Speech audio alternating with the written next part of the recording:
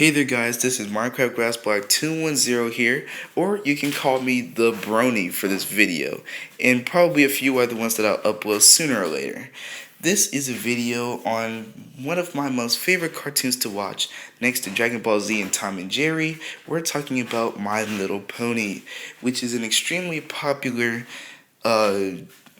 family-based cartoon. Yes, I'd like to cut straight to the chase because I've been interrupted at least twice while trying to make this video. Let's start with the story. The story basically revolves around 6 ponies who discovers and continues to tread down the roads of friendship and learn more about it. Also unlocking new powers that could be discovered along the way.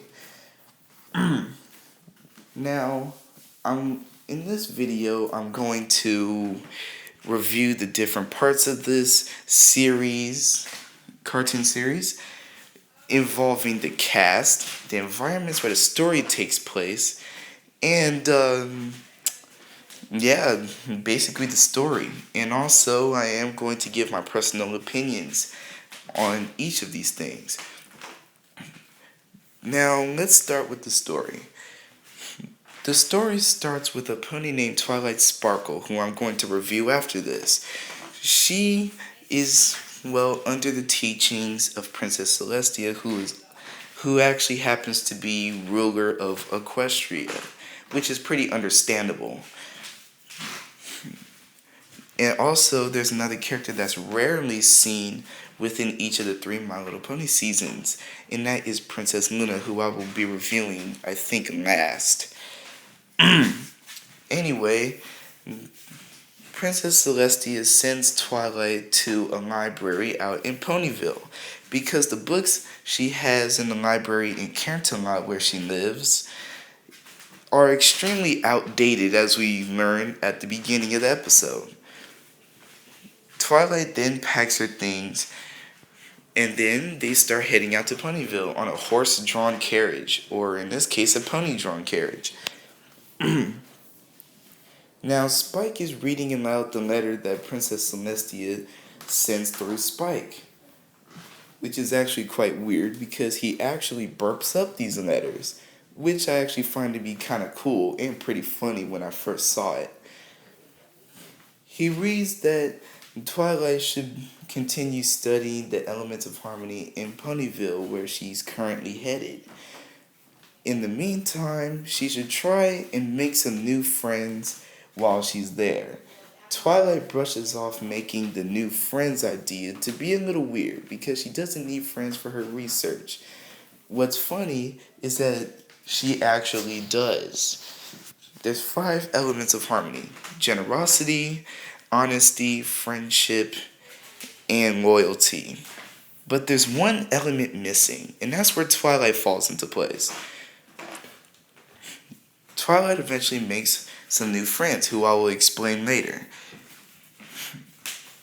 She makes an encounter with Nightmare Moon, who is actually Princess Celestia's sister, but she turned back right after she got, the true power of the elements of harmony casted upon herself.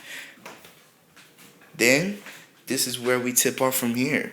Now, I'm going to put huge emphasis on Twilight Sparkle, which I will go to right now.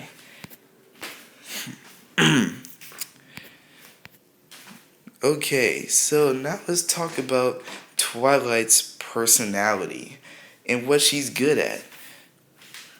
Now, Twilight Sparkle, she is a highly intelligent pony.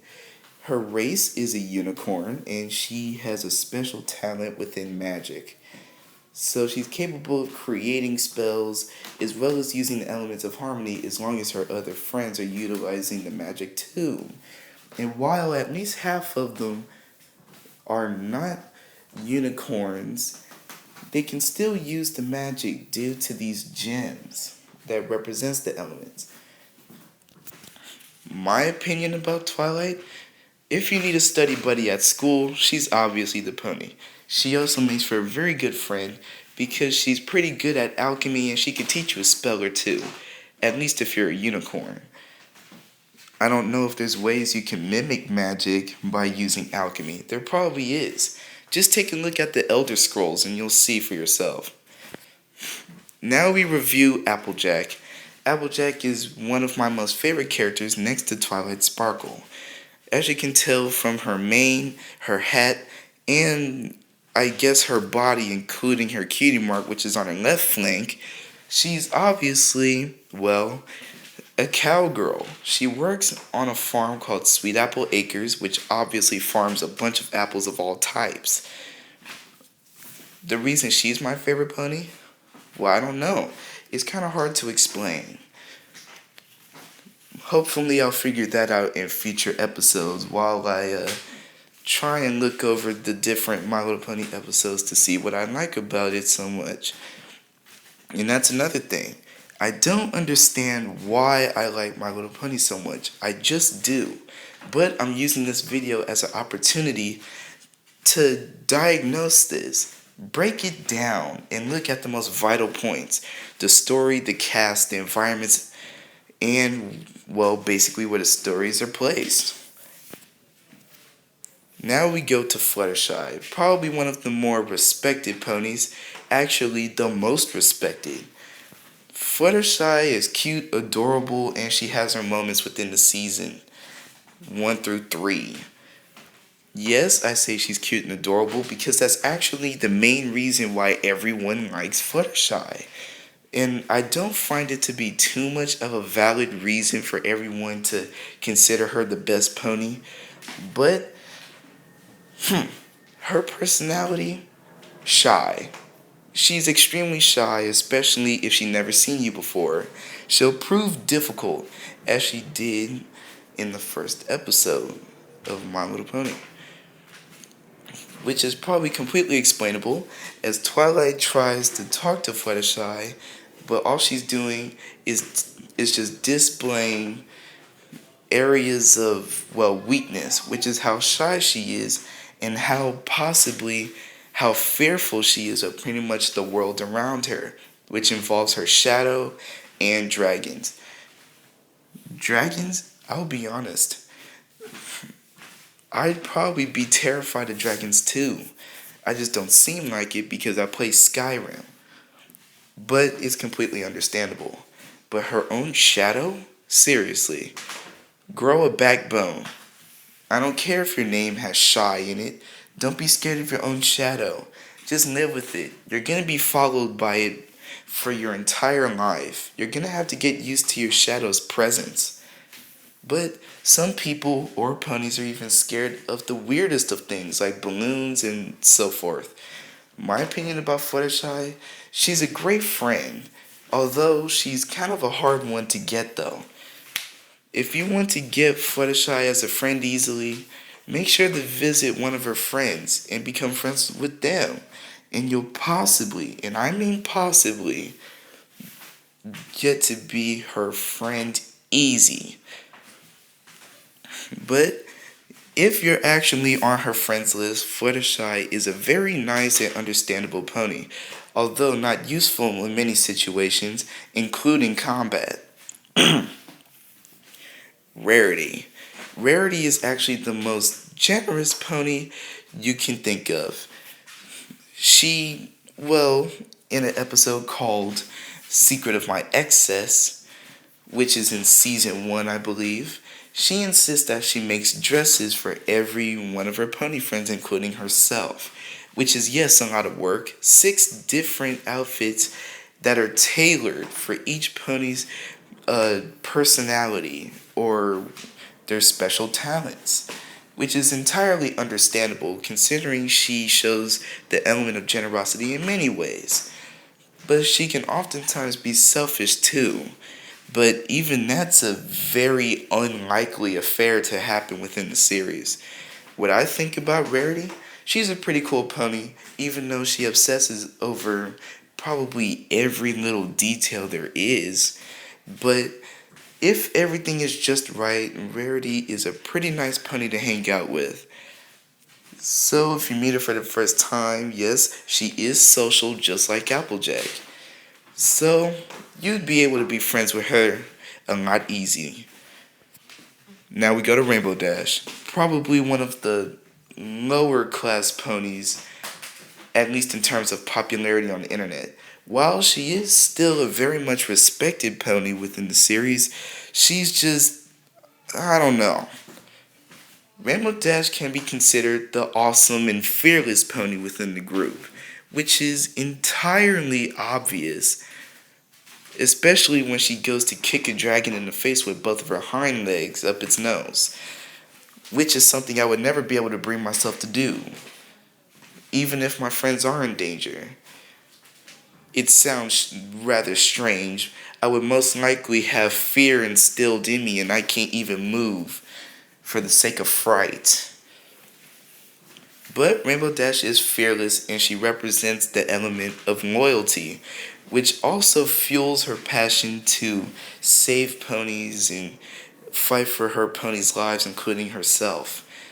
Although there's not many cases within the MOP series where a pony's life is in danger, in those few cases, she's there to help, although sometimes her confidence can get the best of her. And then she's oftentimes overconfident and doesn't take things very seriously, which is seen in the mysterious mare duel, another episode that I'll probably review at some point. What I think about Rainbow Dash, she is a very loyal friend and will do pretty much anything to protect you, especially if you're one of her closest friends. Now we go to Princess Celestia, one of the characters in MLP that is hardly seen throughout the series. She is the mentor of Twilight Sparkle, who eventually makes Twilight into a princess. But that's only at the end of Season 3. Princess Celestia is a character that's hardly seen, but her race, she's an alicorn. The cross between a Pegasus, which is a pony that has wings, and a cross between a unicorn that has horns. And if you look closely, her horn is actually a lot larger, at least twice the size of a regular unicorn's horn. For example, Twilight. And her wings seem to be a lot more, well, larger than most Pegasus ponies' wings. Her hair is always long and voluminous as always. In matter of fact, her hair oftentimes defies gravity, which it normally does because it's always floating all over the place. Totally kicking gravity in the face saying, "You can't defy me. I am an anti-gravity agent." What I think about Princess Celestia, she needs more appearances within the MLP Series 1 through 3, and possibly beyond. There's not a lot that we know about Princess Celestia besides her being the teacher of Twilight herself. She and her sister used to control the elements of harmony and bring the sun and moon up together on their own, which is actually impressive feats of magic if I do say so myself. She's a very respectable pony, extremely intelligent, but something about her that I fail to realize is her cutie mark. I don't understand what it means. It has something to do with the sun, obviously, but if you look at her left flank, which is actually her bottom left leg, you'll see her cutie mark, but you never really understand what it is, because I know I haven't. Now, Princess Celestia's sister, or better known as Princess Luna, or Anti-Princess Nightmare Moon. Well, I probably shouldn't have said princess at that because she wasn't one. Anyway, Princess Luna became extremely violent at some point because she may have thought her life was pointless because of the knights having no type of worship or something. This is something that I gathered from another video, who I will actually give credit to at the end of this one. So she became extremely violent, unpleasant, things like that, and she became Nightmare Moon. But Princess Celestia had enough power to banish her to the moon for 1,000 years, which is actually both sad and, well, impressive at the same time. Because who would have the power to banish another pony to the moon for 1,000 years? At the first MLP episode, season 1, it is theorized that the stars actually aided her escape. I came to believe this at first, but I was still puzzled about it. How could stars possibly, you know, I don't know. How could stars give a pony enough energy to really escape from the moon after her 1,000th year was over? It's a very difficult thing to, consider. But anyway, Princess Luna is a character that's probably only seen, maybe from what I can remember, approximately 3 times throughout the 3 different series of this cartoon, which is actually quite sad because we pretty much know nothing about Princess Luna besides the fact that she's a, well, alicorn just like her sister, and that she was banished to, well, the moon for 1,000 years. I don't exactly know what she did up there for 1,000 years, but she probably ran out of fun by maybe the first year, if she even had any fun whatsoever. Now that all of pretty much the main ponies within the cartoon, or I guess considered now at least 2 of the side ponies in the cartoon, I'm going to continue along with the different places where just a little bit of the story takes place. And I'm going to give my opinions. Also, my opinion on Princess Luna, just like Princess Celestia, she needs a lot more spotlight time in the next season. Season 4, I don't know when it's coming out, but I've been waiting for a while, and hopefully it will just come out. I'm hoping. Now, Princess Luna has the same confusing cutie mark that Princess Celestia has. As a matter of fact, it's quite opposite to hers because the sun and the moon. Now, Princess Luna's cutie mark, I can say that maybe she was supposed to, I don't know, raise and put down the moon, just like how Princess Celestia raises and lowers the sun, which probably makes sense. But it's nothing but a theory, probably something that could be proven. But no one knows, or even knows how Princess Celestia and Luna got their cutie marks in the first place, which was rather unfortunate because I think I would love to know. But now that my opinions and the facts about these ponies are over with, let's move on. This is actually the place where the story mainly takes place, and that is Ponyville. Ponyville is actually a pretty large-scale town. Really, the first place you see within the My Little Pony intro. It's a pretty interesting place, having Sugar Cube Corner and things like that. Plenty of places for you to visit. This is where the Pony 6 lives. Although Rainbow Dash and Fluttershy never originated from Ponyville, and no one even knows where Princess Celestia and Luna even came from. We need backstory on this, Hasbro. Make it happen. Now we're reviewing Canterlot. Now, Canterlot was originally supposed to be some kind of city, but all I can manage to find was the castle. So we're going to have to go with this instead. Now, Canterlot, it's a very high-class place. It really is. Having all the most elegant unicorns and, well, hardly Pegasi walking around, with the most high-class and very expensive clothing, and possibly the most materialistic place you can ever go to. including stores, ponies, and even the castle itself. The castle is where Princess Celestia stays, although we don't have any idea of where Princess Luna may live. But since she's the younger sister of Princess Celestia, there's no doubt that she can probably live in the castle as well. And now we go to the Crystal Empire. The Crystal Empire is probably only seen maybe 2 or 3 times within all of the 3 seasons, which is disappointing. The Crystal Empire, as its name suggests, is a very shiny and lively place. Everything is crystallized. The castle, the streets, all the buildings. So it has a very shiny and voluminous look to it. Even the ponies are crystallized.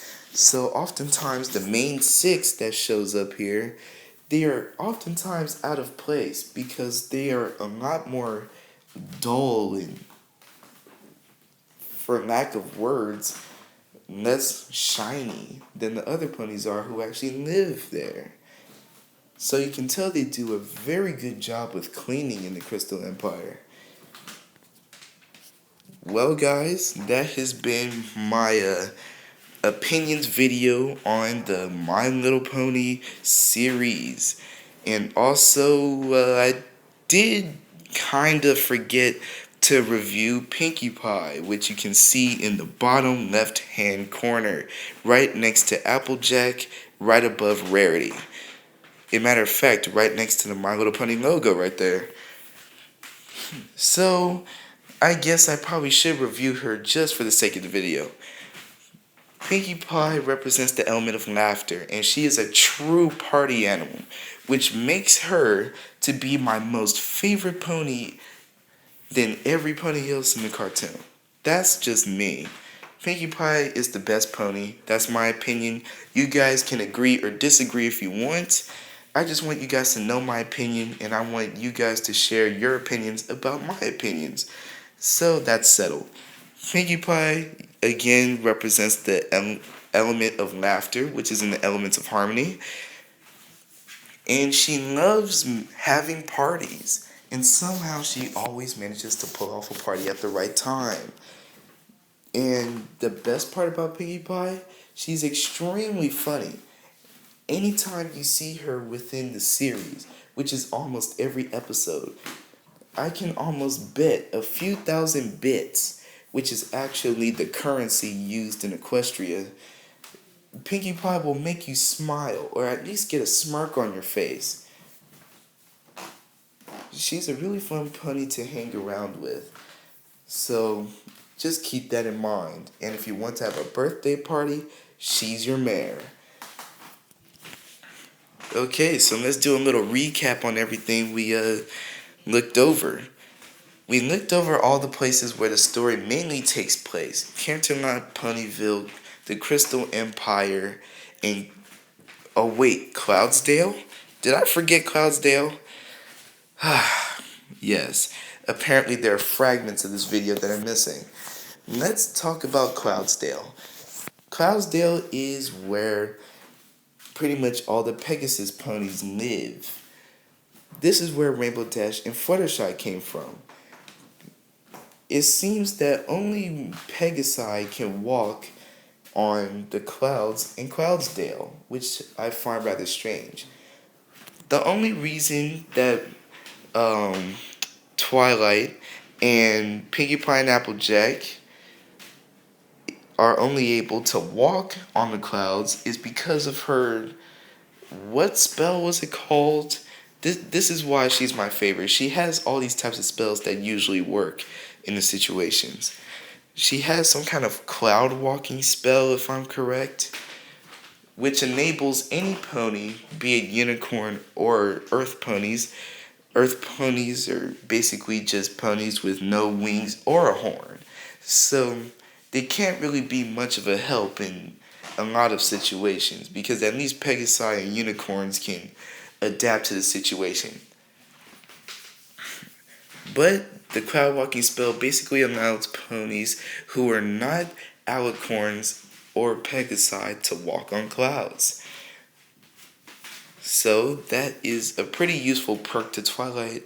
It seems like she always has the spell for the job. I mean, just look at her library. Who knows what all those books are about?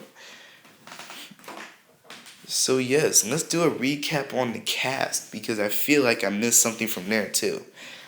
Let's start with Applejack. Applejack represents the element of honesty, and she's a very nice pony to hang out with. Pinkie Pie. She represents the element of laughter and is an extremely good party animal. Rarity. She's extremely generous but sometimes gets herself into things that she can't get out of. Rainbow Dash, she can become incredibly overconfident at times, especially when given a lot of praise. But she's extremely loyal and looks in the face of danger and just laughs. Kind of like what Pinkie Pie does on the first episode of Season 1. We also have Twilight, the extremely smart pony who represents the element of magic, the last element that was to be discovered within the elements of harmony, which were originally 5. And we have, well, Fluttershy. And she's an extremely shy pony. She represents the element of friendship and what it seems like by far the most friendly but shy pony you can look at. Spike, that baby dragon in the lower right hand corner right next to Twilight. There's not a lot that I can actually say about him, which is probably why I never put him in the video in the first place until now. Spike is Twilight's, well, assistant in her library. He helps her pick up books, clean up the place, things like that. He's also helpful for suggestions and whatnot. While he does make a fair share of appearances within the series, he just doesn't seem to be one of those important characters of the series. No one knows where he originated from except for Egg, but no one knows how Twilight and Spike even came to meet, which is probably seen in the lower generations of My Little Pony, but I don't want to watch them because I figured the ponies are supposed to look this way right now. Anyway, guys, this is MCGrassblock210 / The Brony. I've given you my personal opinions and facts about My Little Pony. And although I still don't see why I love the show so much, we're probably going to see that in the next episode that I'm going to be doing, hopefully. I don't know what it's going to be about or what I'm going to be reviewing. But it's going to be My Little Pony and it's going to be me sitting there talking, which is the most basic way to break down my videos so far on my channel. Anyway, I hope you guys enjoyed the video. Like, comment, share the video on those different media sharing sites such as YouTube, Facebook, Twitter, Instagram, Tumblr, and all of those other places that I can possibly think of, which is probably none. Also, make sure to subscribe and become part of the grass patch for Minecraft. This is from MCGrassblock, and I'm going to grab me some popcorn and I'm going to go review these episodes.